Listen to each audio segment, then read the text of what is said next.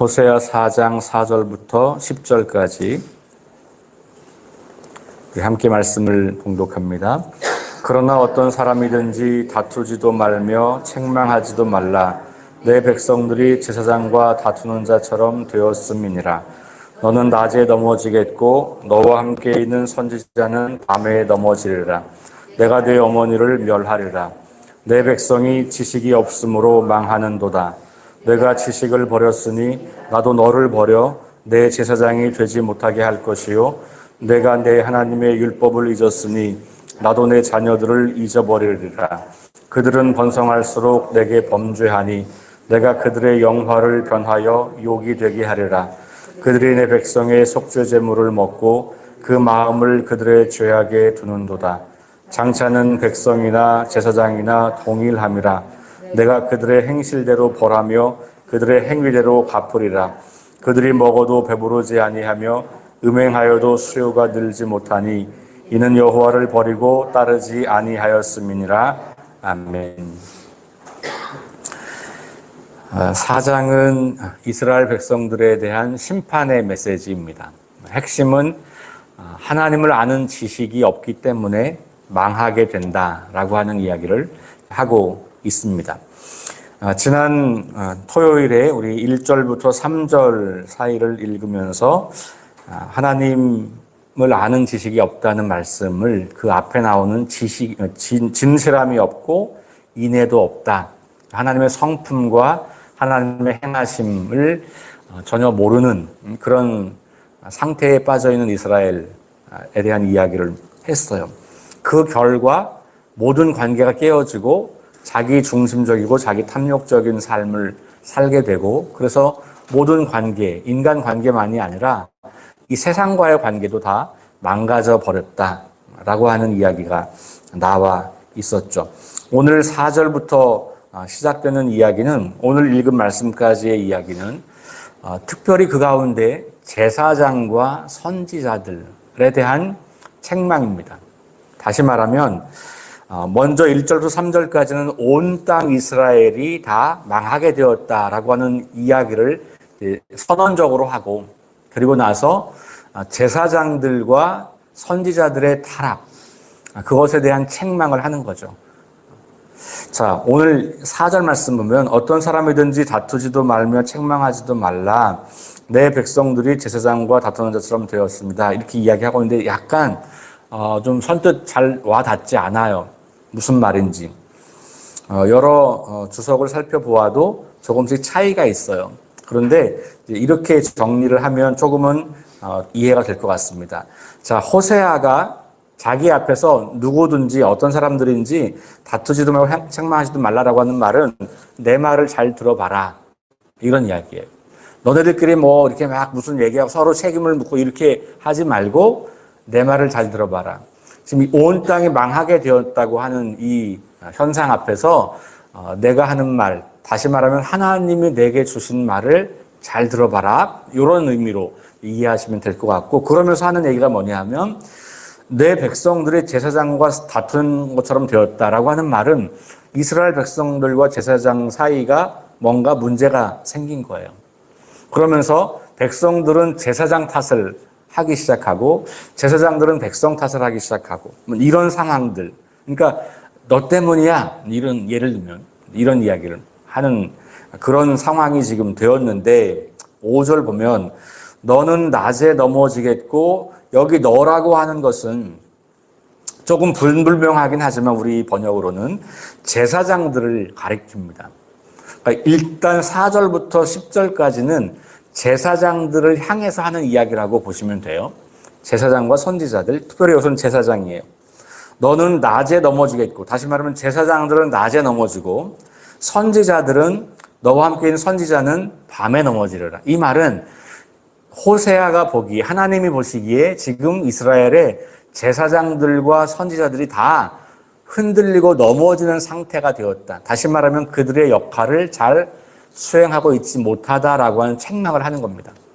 제사장의 가장 중요한 역할은 우리가 제사를 집전하는 거라고 알고 있지만 사실은 그것보다는 하나님 말씀, 율법을 잘 가르치고 이스라엘 백성들이 그것을 지켜 행하도록 하는 거였어요. 제사와 더불어서. 그런데 이스라엘 백성들에게 제사장들이 특별히 이 시대요.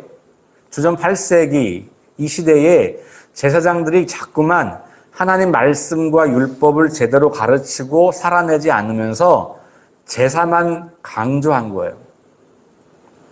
제사만. 오늘식으로 말하면 하나님 말씀대로 사는 것에 대해서 말하지 않고 예배만 잘 들면 된다고 말했던 거예요. 지금 하나님은 호세를 통해서 그거 심각한 문제라고 말하는 겁니다. 왜 이스라엘이 망하게 되었냐? 예배만 들어서 망하게 됐다는 거예요. 그러니까 우리가 우리의 영성을 회복하려고 할 때 예배에 집중하는 것이 필요한데 그것만 가지고는 안 되는 거예요. 왜냐하면 우리 영성이 발현되는 것은 교회가 아니에요. 우리 영성이 진짜 나타나는 것은 삶의 자리예요. 교회 오면 다 거룩해 보여요. 다 예배하는 것처럼 보입니다. 다 하나님 사랑하는 것처럼 보여요. 그런데 교회를 떠나는 순간 다시 교회에 올 때까지 살아가는 삶의 모습이 하나님 닮은 구석이 전혀 없다면 그 예배는 뭔가 심각한 오류가 있는 거예요. 그리고 그런 예배를 하나님은 예배로 받지 않으시고 우상을 숭배한다고 말하는 거예요. 음행한다라고 말하는 겁니다. 예배는 드리는데 삶은 하나님의 뜻과 완전 반대인 거예요. 지금 이 호세아는 그것을 명확하게 들려주고 있어요. 자, 그러면서 낮에 넘어진다. 왜냐하면 이제 제사장들의 역할이 눈에 잘 보이거든요. 사람들이 보기에는 제사장들이 자기들의 영적 지도자예요. 그런데 선지자 역할은 뭐냐? 그 제사장들이 말씀을 잘 가르치는지 안 가르치는지를 확인하고 조언을 해줘야 돼요. 당신이 보니 지금 당신이 맡은 제사장의 역할을 잘 못하고 있어요. 그러니 똑바로 하세요 라고 하는 그 일종의 견제 기능이 있는 거예요. 그런데 그렇게 되지 않고 한통속이 되어서 자기들에게 돌아올 이익만 따지는 거예요. 여러분, 제사장은 잘 아시는 것처럼 이 기업이 없어요. 그래서 어떻게 해요? 백성들이 제사를 드릴 때 가지고 오는 재물로 먹고 사는 거잖아요. 제사가 많아지면 자기에게 돌아올 몫이 많아지는 거예요. 그러니까 제사장은 제사를 많이 드릴수록 자기한테 이로운 거예요.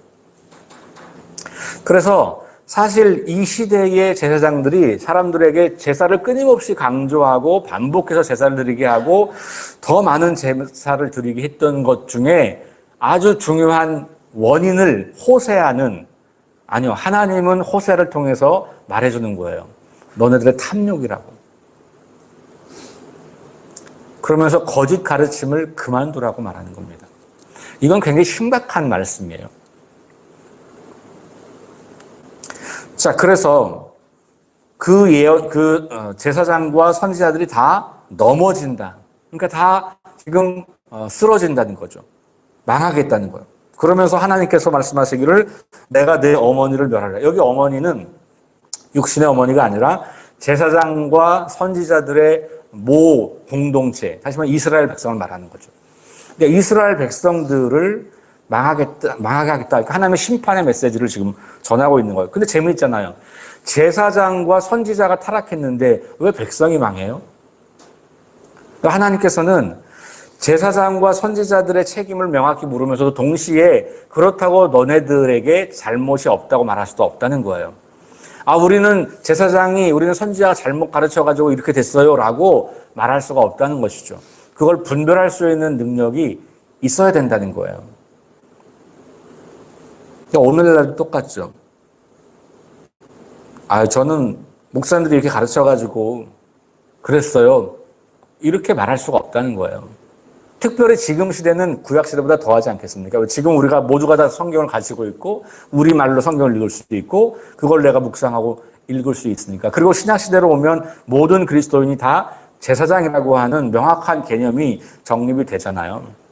우리가 누구나 다 하나님 앞에 제사장이라고 하는 말은 내가 하나님께 스스로 나아갈 수 있고 하나님과 교제할 수 있고 하나님의 말씀을 내가 묵상하고 이해할 수 있고 그것을 어떻게 살아갈지를 살아갈 수 있고 그리고 다른 사람들에게 말씀을 가르쳐서 다른 사람들도 진리 안으로 들어올 수 있도록 할 책임이 모든 그리스도인에게 있기 때문에 구약 시대에도 이렇게 제사장과 선지자들의 그 잘못된 것 때문에 백성들을 멸하시겠다고 했다면 하나님은 오늘 시대에는 우리 개개인에게 다 책임을 물으시는 거예요. 그러니 교회의 잘못됨 혹은 기독교의 잘못됨 혹은 이 사회의 타락함 이런 거를 일부 지도자들에게만 책임을 물을 수는 없다. 우리 모든 그리스도인이 공동 책임을 질 수밖에 없다. 라고 볼 수 있겠죠. 자, 다시 6절에서 내 백성이 지식이 없으므로 망하는도다. 백성이 왜 지식이 없어요? 제사장이 하나님의 율법을 제대로 가르치지 않은 겁니다. 그 뒤에 나오잖아요. 내가 하나님의 율법을 잊었다. 여기 내가가 제사장이에요. 그러니까 내 백성이 지식이 없으면 망하는도다. 이렇게 한탄하면서 내가 제사장들인 너희들이 지식을 버렸다. 그러니까 하나님을 아는 지식을 버렸다. 제사장들이. 그리고 나를 버려 내 제사장이 되지 못하게 할 것이다. 그러니까 나도 너를 버려서 더 이상 제사장으로 역할을 하지 못하게 하겠다. 하나님의 심판의 메시지죠. 내가 내 하나님의 율법을 잊었으니 나도 내 자녀들을 잊을 것이다. 이러면서 이스라엘 백성들의 제사장들이 결국은 이스라엘 백성들의 하나님 지식 없음의 근원이라고 하는 이야기를 해주고 있어요. 그러면서 다시 또 한번 너가 그렇게 된 것처럼 나도 너의 자녀들을 잊겠다. 이렇게 이야기하면서 그 책임을 또 모든 사람들에게 함께 있다고 하는 것을 이야기해요. 7절 그들은 번성할수록 내게 범죄하니. 그들이 누구예요? 제사장들이에요. 제사장들이 많아졌다는 건 뭐냐면 제사가 그만큼 많아졌다는 것이고 그것이 결국은 그들에게 자기 탐욕적인 욕망이 됐다는 거예요. 사실 요단락은 오늘날 우리 사회에서는 목회자들이 심각하게 들어야 될 대목이긴 해요. 자기 탐욕에 사로잡힌 목회자들이 이 말씀을 듣고 회개해야죠. 그러나 동시에 이 말씀을 여러분 입장에서 본다면 그럼에도 불구하고 여러분들에게 책임이 없다라고 면할 수 없다. 특별히 오늘 이 시대에는 여러분들이 목회자를 옛날 구약시대 제사장처럼 그렇게 생각하면 안 되는 거예요. 여러분들이 다 제사장이기 때문에. 목회자와 성도들의 차이는 현장의 차이예요. 목회자는 교회라고 하는 이 현장에서 하나님의 일을 하는 사람들이고 여러분들은 직장과 가정과 일상, 사회에서 하나님의 일을 하는 사람들이에요. 신분은 똑같아요. 목사니까 하나님을 더 사랑한다 그런 착각하지 마세요. 그렇지 않아요. 목사 기도를 더 잘 들어준다? 그렇지 않습니다. 그거 샤머니즘이에요. 무당 종교예요. 그렇지 않아요. 여러분 모두가 하나님 앞에 제사장이고 여러분 모두가 하나님 앞에 바로 서야 될 책임이 있고 더 나아가서 여러분들이 다른 사람들에게 하나님의 말씀을 선포하고 가르치고 전수해야 할 책임이 다 있는 거예요.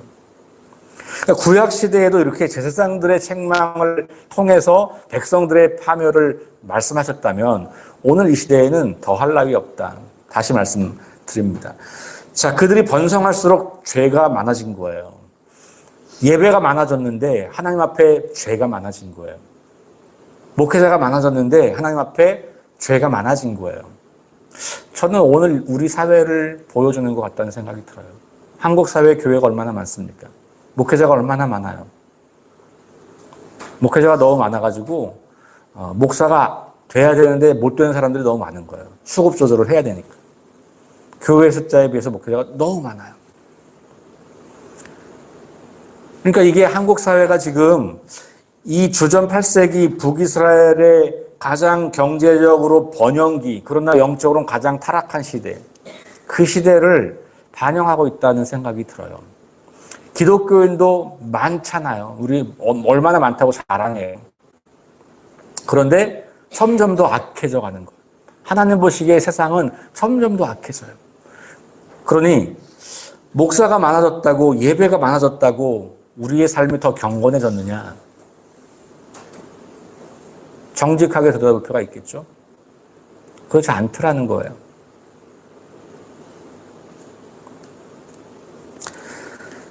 자, 그래서 내가 그들의 영화를 변하여 욕이 되게 하겠다. 막 그렇게 번성하게 됐던 그것이 욕이 되게 하겠다. 8절 그들이 내 백성의 속죄제물을 먹고 그 마음을 그들의 죄악에 두는도다. 나오잖아요. 제사장들이 백성들이 드린 속죄제물을 먹고 그들의 그 마음을 그들의 죄악에 준다. 먹고 배부르고 풍요로움을 얻기 때문에 계속 그것을 탐욕한다는 거예요.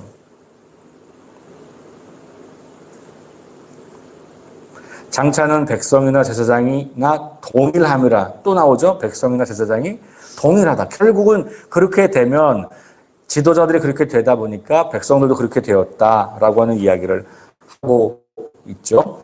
내가 그들의 행실대로 벌하며 그들의 행위대로 갚으리라. 그래서 심판의 메시지를 지금 전하고 있는 거예요.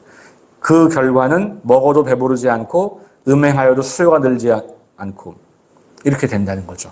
왜냐하면 하나님을 버리고 따르지 아니하였기 때문에. 그러면 하나님을 아는 지식과 하나님을 따르는 것이 같게 되는 거예요. 그렇죠? 그러니까 하나님을 아는 지식은요. 하나님에 대해서 아는 지식이 아니에요. 하나님을 아는 지식과 하나님에 대해서 아는 건 달라요. 제가 윤석열 대통령을 잘 알아요. 어떻게 할까요? 정보가 많아서. 그렇죠? 근데 제가 윤석열 대통령을 알까요? 저 몰라요. 몰라요. 그 차이. 여러분들이 하나님에 대한 정보를 많이 안다고 하나님을 안다고 착각하시면 안 돼요.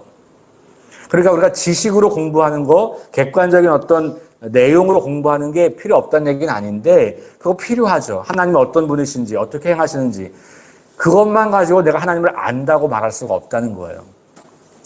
내가 하나님을 안다고 말하는데 하나님은 난 널 모르겠다 그렇게 말씀하시는 거예요. 그 정도의 알매 수준은 거기까지는 공부하면 다 알 수 있는 거잖아요. 그거는 하나님은 나를 모르는 거예요.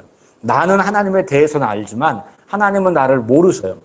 그러니까 제가 토요일 날 말씀드린 마태복음 7장에 나오는 것처럼 선지자 노릇하고 막 귀신 쫓아내고 능력을 행사했는데 예수님께서 마지막에 난 너 모르겠다. 그거예요. 난 널 모르겠다. 너 나에 대한 정보는 많이 알고 있는 것 같은데 나는 모르지 않니? 나랑 아무런 관계가 없지 않니? 나랑 아무런 사귐이 없지 않니? 나랑 교제한 적이 없지 않니? 나랑 만나서 밥 먹고 대화 나누고 교제했던 그런 경험이 없잖아. 그냥 나에 대한 정보만 알잖아. 나 너 잘 몰라. 그 얘기예요. 그러니까 하나님을 안다라고 할 때 그 안다는 하나님에 대해서 아는 게 아니고 더 나아가서 그것도 출발점이겠지만 그래서 내가 그 하나님의 성품을 담고 그 하나님의 행동 방식을 닮아서 그렇게 살아가면서 하나님과 친밀한 관계 속에 들어있는 것을 말하는 거죠. 그게 없다는 거예요. 이들이 제사를 얼마나 열심히 드렸는데요. 겉으로 보기엔 하나님을 가장 잘 아는 사람 같잖아요. 그런데 이들의 문제는 예배를 안 드린 게 문제가 아니고 뭐였다고요? 삶에서 하나님의 성품과 하나님의 행하시는 방식을 따라가지 않았다는 거예요. 그러니까 아는 것과 사는 것은 별개가 아니죠. 내가 아는데 안 살았다? 그럼 모르는 거예요. 안다고 말하지 않지만 그렇게 살면 아는 거예요. 그러니까 하나님을 아는 지식이라고 말을 해서 성경 공부만 열심히 한다고 되는 게 아니에요. 근데 우리 한국 교회는 성경 공부는 전 세계 1등이에요. 한국 교회처럼 성경 공부를 많이 하는 데가 없어요. 일주일 내내 교회 와야지만 그 교회를 따라갈 수 있는 수준이 엄청 많죠. 그러니 어떻게 해요? 일주일 내내 교회 와 있으니까 직장이나 사회생활에서는 소홀히 할 수밖에 없는 거죠. 그럼 어떻게 돼요? 거기에서 내가 배운 대로 살지 못하게 되고 그러니까 힘이 없는 기독교가 되는 거거든요. 그게 오늘날 우리가 마주하고 있는 현실이에요. 아프지만 이 현실을 정확하게 우리가 직시하고 뭐가 문제인가를 살펴봐야 되겠죠. 그런데 많은 경우 다시 또 자꾸 예배하라, 기도하라, 기도회를 해야 된다. 그래서 저는 동의가 좀 어려워요. 제가 그래서 금요 기도회 하자는데 안 하는 거예요.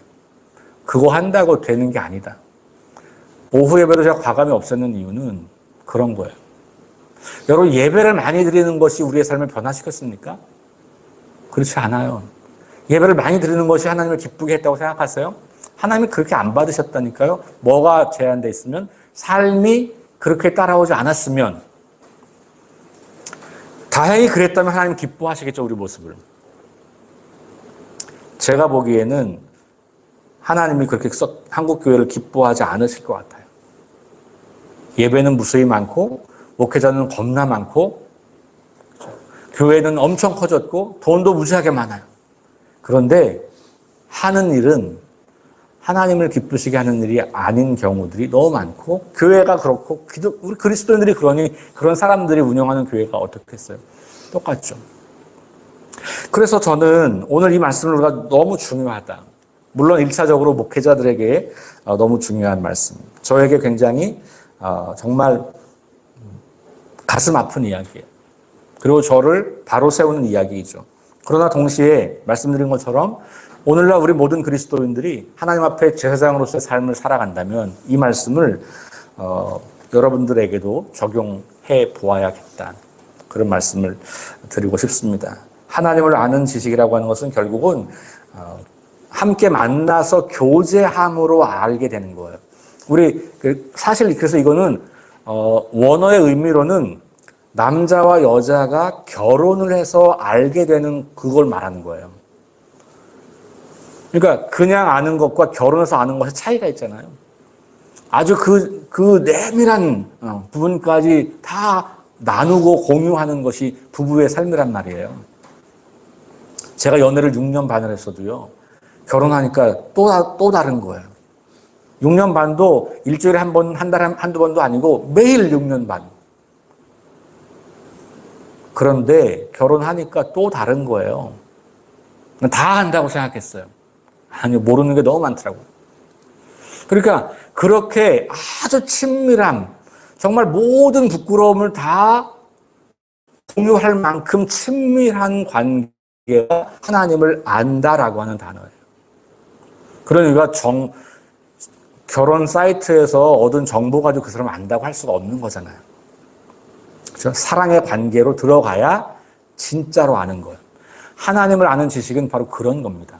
그러니까 여러분들 하나님을 아는 지식이라고 해서 자꾸 이론을 공부하고 지식을 공부한다 이게 아니고 내가 알고 있는 그 하나님의 성품을 이거 하나 알면 그걸 내 삶으로 살아내려고 하는 수없이 많은 노력을 하셔야 돼요. 그래야 내가 하나님을 더 알게 되는 거예요.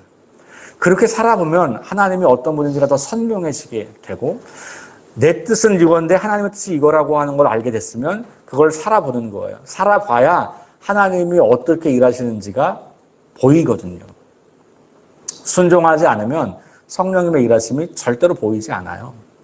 순종해야 하나님이 이렇게 일하시는 거가 보인다는 거죠. 자, 오늘 이 말씀 우리 다시 한번 좀 심각하게 진지하게 바라보시면서 내가 과연 하나님을 아는 지식이 정말 있는가? 계속해서 그것이 깊어지고 있는가?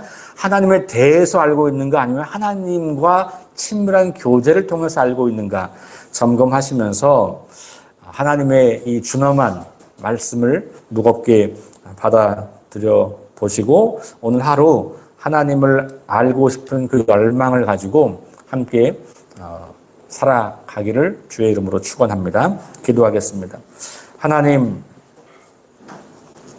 참 당황스러운 말씀을 이 아침에 만납니다. 우리는 예배를 많이 드리고 기도를 많이 하고 찬양을 많이 하면 하나님 기뻐하실 줄 알았는데 그것이 꼭 그런 것은 아니라고 하는 사실을 이 시간 다시 말씀 앞에서 배웁니다. 무수히 많은 예배와 무수히 많은 찬양과 무수히 많은 헌금이 오히려 하나님 앞에 죄가 될 수도 있는 상황도 있다는 것을 봅니다. 우리의 수많은 예배가 어쩌면 하나님을 더 가슴 아프게 할지도 모른다는 참 무거운 생각이 듭니다. 하나님을 아는 지식이 없이 하나님과 친밀한 교제 없이 드리는 수많은 예배와 종교의식들이 얼마나 하나님을 아프게 하시는지, 얼마나 우리의 삶을 망가뜨리는지, 얼마나 이 세상을 파괴하는지 직시하게 하시고 우리가 하나님과의 깊은 만남을 계속해서 추구하며 하나님에 대해서만이 아니라 하나님 그분을, 하나님 당신을 더욱더 또렷하게 선명하게 알아갈 수 있도록 더 친밀한 사랑의 관계를 누리는 우리 모두가 될 수 있도록 인도하여 주옵소서. 감사드리며 예수님 이름으로 기도합니다. 아멘. 우리 함께 깊어지기 원합니다. 근데 그 지식이 하나님에 대한 지식으로 그치는 게 아니라 하나님과 친밀한 관계를 누리는, 그래서 하나님의 성품을 알고 하나님의 행동 방식을 알고, 그래서 우리도 그렇게 닮아가서 함께 내가 사는 것이지만 하나님이 내 안에 사시는 것처럼 그렇게 살아가는 그런 삶을 원합니다. 하나님, 우리가 하나님을 더 가깝게 만날 수 있기를 원합니다. 첫 번째 기도하시고, 두 번째는 우리 교회와 한국 교회를 위해서 오늘 좀 기도하시면 좋겠습니다. 하나님께서 이 말씀을 통해서 우리 교회와 한국 교회를 어쩌면 벌하시겠다는 경고를 하고 있는지도 모르겠다, 그런 마음을 갖습니다. 오늘날 점점 탐심에 찌들어가 있고 더 많은 것을 가지려고만 하고 쌓아두려고만 하는 이 탐심을 하나님 버리게 하시고, 하나님의 심판 앞에 놓여 있다고 하는 분명한 자각을 하고 우리가 어떻게 하나님을 기쁘시게 하는 교회가 될 수 있을지를 고민하며 나아가는 그런 우리 교회와 한국교회가 되기를 위해서 기도하시고, 김희동 권사님의 의식의 회복을 위해서 기도해 주시고, 또 우리 연약한 지체들 위해서 기도해 주시면 좋겠습니다. 2023년 영적 성장을 위한 계획들을 잘 수립하고 잘 지켜나갈 수 있도록 위해서 기도합시다. 우리 함께 합심해서